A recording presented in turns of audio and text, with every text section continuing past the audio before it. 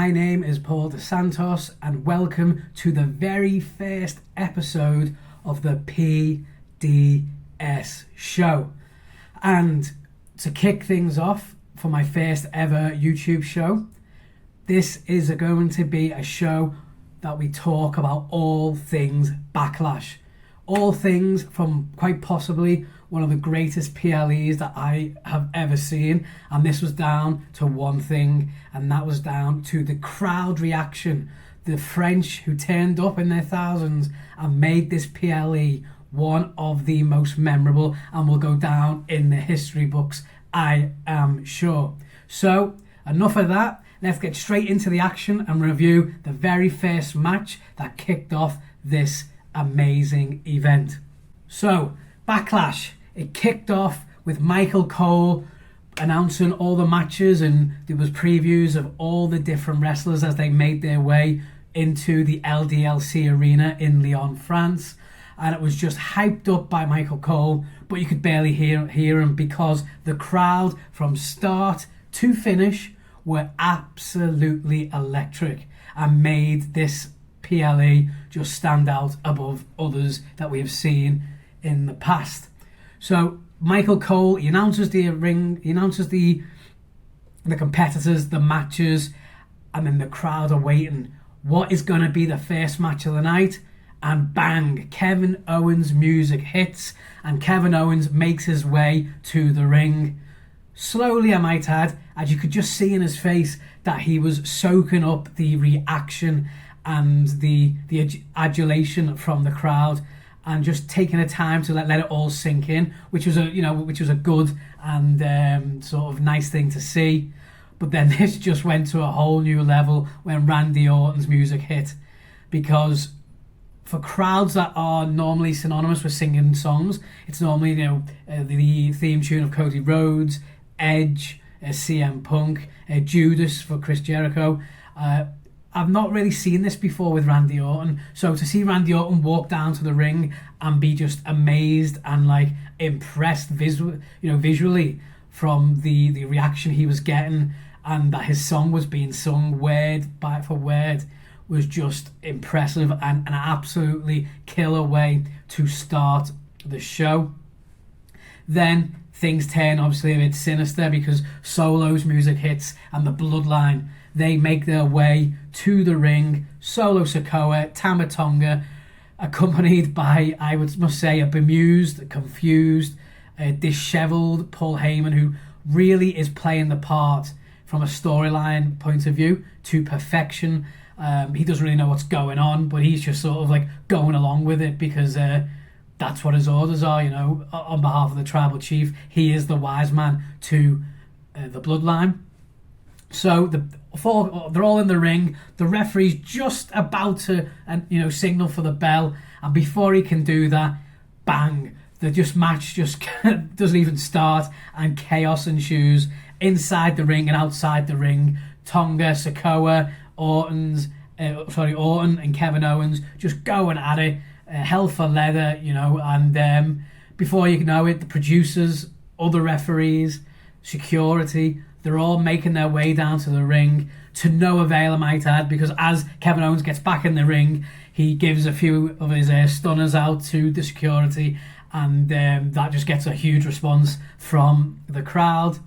This then brings out Uncle Nick. Nick Aldis walks down the ring and basically just says, look, this isn't happening on my watch. If you're going to act like this, if you're going to, throw all the rules out the window and just disregard any sort of order, then to hell with it. This match now is anything goes. It's no disqualification, no countouts. This match is a street fight. And that got one of the biggest pops of the night from the crowd. They're loving it. The action then starts in the ring, then goes outside the ring with Kevin Owens and Tama Tonga, and then Solo Sikoa and Randy Orton. It even ends up in the crowd with both teams getting a considerable amount of offense. The match then makes its way back to the ring, and this is where Kevin Owens and Randy Orton take control with the use of kendo sticks and garbage cans and garbage can lids. and anything that they can get their hands on, basically really putting a number on Tama Tonga and Solo Sikoa. And you could see it with the kendo sticks. Everyone that was getting, was landing on the back of Tama Tonga. He had all these like welts on his back, and it was brutal. It was violence. It was what you wanted. This is what this match was built up to be. It was set up to be, and it was Owens and Orton just doing a number on the Bloodline. This then, to the cue of "We Want Tables" from the crowd, brought Owens and Orton to get the tables. It prompted them to get them, and one was set up outside the ring, and then the other one was set up inside the ring. And this is where we saw some great action. A frog splash from Kevin Owens from the apron to Tama Tonga on the outside, and then the match really changed when Solo Sikoa delivered a Samoan drop to the Viper Randy Orton inside the ring. And basically this was where then Tonga and Sikoa sort of took over the match, just beating down Kevin Owens. It was pretty much like a handicap match for a good few minutes, where every time Kevin Owens tried to get back in the match, it just couldn't happen. And then as the match went on, Tonga then has got a chair in his hand and he's about to land a decent shot onto Kevin Owens. Randy Orton comes back in the ring, and they have this like 30-second stare down where Tonga, with this just like crazy smile on his face, sort of says to Orton, "All right, let's go at it, let's have it." And then basically they go at it, hammer and tongue. The match then ends up, again, a couple of them end up outside the ring with Solo Sikoa, Randy Orton, and I don't know why Sikoa went for this, because of all the moves that you could basically use on an announce table, he goes for the Samoan spike. Funny to me, don't know why he done it, but this gets reversed into an RKO from Randy Orton. The crowd go mad, they're singing their songs, and Owens and Orton are back on top. Inside the ring, a few nasty chair shots from Kevin Owens to Tama Tonga, basically put Orton in control. He sets up the chairs, and then a little bit of back and forth offense from Tonga and Owens results in the move of the match. A brainbuster off the top rope from Owens onto Tama Tonga through the chairs. A look of absolute disbelief from Paul Heyman as he is watching ringside. And this is it. This is where you think the match is over. But as we know with the Bloodline, it isn't. Owens goes for the pin. 1, 2. And just before the referee lands the third one, he gets pulled outside of the ring. And it's none other than Tanga Loa, the brother of Tama Tonga, makes his debut in WWE.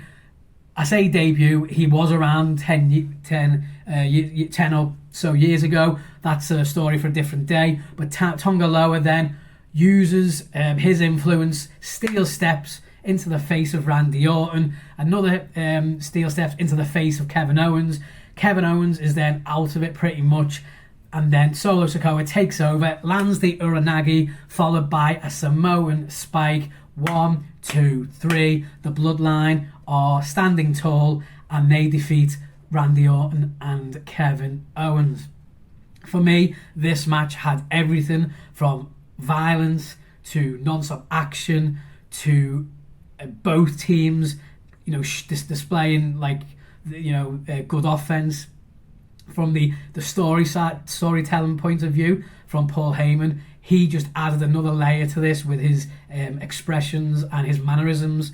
And then we had a new member of the Bloodline in Tanga Loa. Everyone thought it would be Jacob Fatu. That is the road we thought we were going down. He had been scheduled to debut last week on SmackDown. That didn't happen. Everyone thought he would be the one to debut today. It didn't happen. That's another member waiting in the wings. But as things go, the Rogue Bloodline, as Michael Cole said, is on top and is set to rule and dominate SmackDown for weeks to come. I don't know how this is going to play out, but I am all in for it. And this match was a fantastic way to start Backlash.